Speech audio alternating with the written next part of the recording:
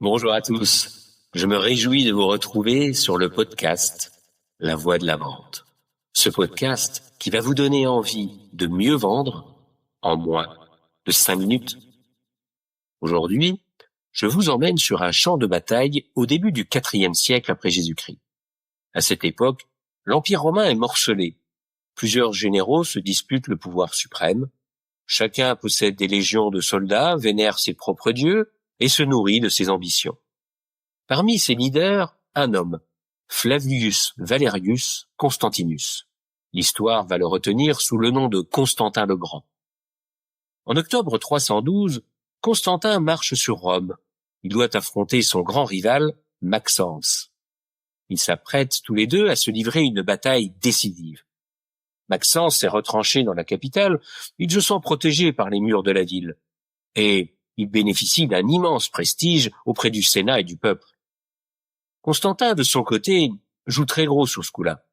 Il a pour lui de vraies qualités de stratège, il combat pour une noble cause selon lui, la légitimité de l'Empire. Mais la veille de la bataille, il campe avec ses troupes près du pont de Milvius et il n'emmène pas large.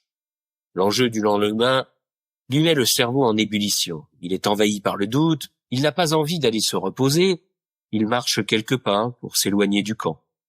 Il se tient debout face à la ville, il lève les yeux vers le ciel, le soleil couchant s'est habillé de pourpre flamboyante, comme dirait une chanson de Jacques Brel, et c'est alors que se produit l'inexplicable. Dans le ciel apparaît une grande lumière, et dans cette lumière, il voit se dessiner 2 lettres grecques superposées, un qui et un rho. Il reconnaît un chrisme lumineux. En dessous, une inscription se détache, in hoc signo vinces. Par ce signe, tu vaincras. Cette apparition soudaine fait monter en lui un grand trouble. Il regagne le camp prestement, il convoque ses conseillers, ses augures. Aucun d'entre eux n'est capable de lui donner la moindre explication claire. Quelques heures plus tard, dans le calme de sa tente, il s'endort. Et dans son rêve, le Christ lui apparaît. Il lui dit de prendre ce signe pour emblème et de l'inscrire sur les boucliers de ses soldats. En faisant cela, il entrera en bataille sous sa protection. Au réveil, Constantin n'a plus aucun doute. Il fait peindre le chrisme sacré sur les armes et les étendards de son armée. En faisant cela, il dépasse un simple acte de foi. Il en fait un acte d'identité. Il crée un nouveau récit, un autre camp, celui de la lumière, de l'unité, de la promesse. Le lendemain, les armées s'affrontent sur les rives du Tibre. Maxence, sûr de sa force, commet une erreur.